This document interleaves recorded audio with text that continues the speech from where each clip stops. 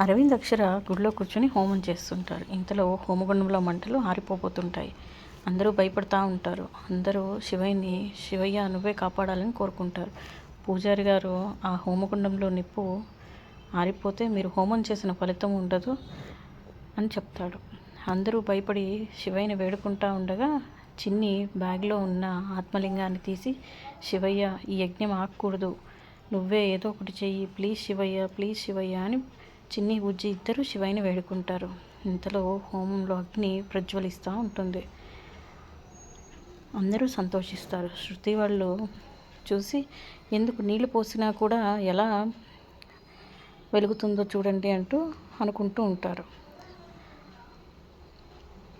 తర్వాత పూజారి గారు శివానుగ్రహం కలిగిందని చెప్తారు. ఇంకా ఈ హోమం ఆగదు, మీరు నెయ్యి వేస్తుండని పూజ చేస్తుంటారు. చిన్ని థ్యాంక్స్ శివయ్య, నువ్వు ఉన్నావని నిరూపించుకున్నావు అని అనుకుంటూ ఆత్మలింగాన్ని బ్యాగ్ లోపల పెట్టేస్తారు.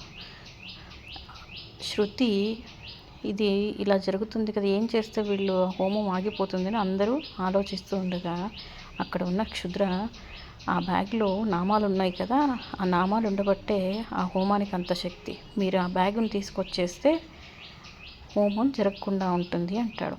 అప్పుడు శృతి వెళ్ళి ఆ బ్యాగును తీసుకొని పారిపోతుంది. తర్వాత పంతులు గారు నామాలు ఇస్తే స్వామివారికి సమర్పించి పూజ చేద్దామంటారు. బుజ్జమ్మ చిన్నిని బ్యాగ్లో ఉన్న నామాలు తీసి ఇవ్వమని అడుగుతుంది. అంతలో బ్యాగ్ కనపడదు. చుట్టూ చూస్తే శృతి వాళ్ళు గబగబా అక్కడి నుంచి తప్పించుకుని వెళ్ళిపోతారు.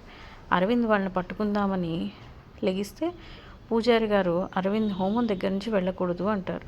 అశ్విన్ వెళ్దామని లెగిసేసరికి స్లిప్ అయిపోయి కింద పడిపోతాడు. అందరూ అశ్విన్ని చూస్తూ ఉంటారు. తర్వాత అశ్విన్ నాకేం కాలేదు, నేను బాగానే ఉన్నాను అంటాడు. తర్వాత అక్షర అక్కడి నుండి లేచి వాళ్ళ వెనకాలే వెళ్తుంటుంది. శృతి వాళ్ళు షార్ట్కట్లో వెళ్దాం అనుకునే లోపల అశ్విన్ అక్షర వాళ్ళకి చెరువు పక్కన వచ్చి నిలబడతారు. శృతిని బ్యాగ్ ఇమ్మని అడుగుతారు. శృతి నేను ఇవ్వను అంటుంది. ఇంతలో అక్షర అమ్మవారి స్వరూపంలో బ్యాగ్ ఇస్తావా ఇవ్వవా అని గట్టిగా అడుగుతుంది. ఆ అరుపుకు భయపడి శృతి బ్యాగ్ ఇచ్చేస్తుంది. అది తీసుకుని వెళ్ళి హోమం దగ్గర సమర్పిస్తారు.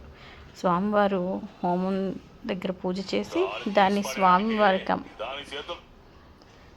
స్వామివారికి అలంకరించి హోమం సంపూర్ణమైంది, ఆ స్వామి అనుగ్రహం మీ మీద ఉంది అని చెప్తాడు.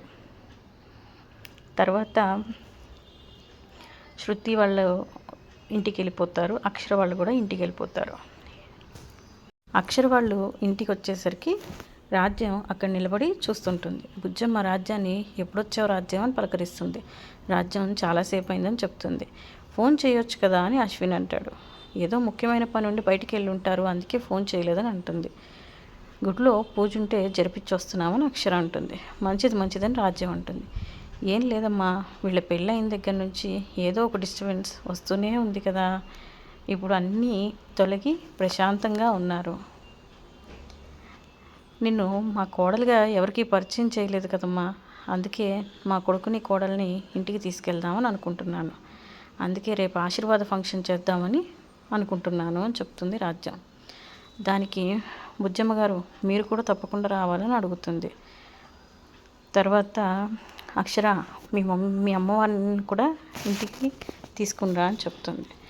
అక్షర సరే అంటుంది. అందరి చేత ఆశీర్వాదం ఇప్పిస్తే ఇప్పుడు ఎలాగో కడుపుతోనే ఉంది కదా, తనకి చాలా మంచిది, అందరి ఆశీర్వాదాలు దొరుకుతాయని చెప్తుంది రాజ్యం.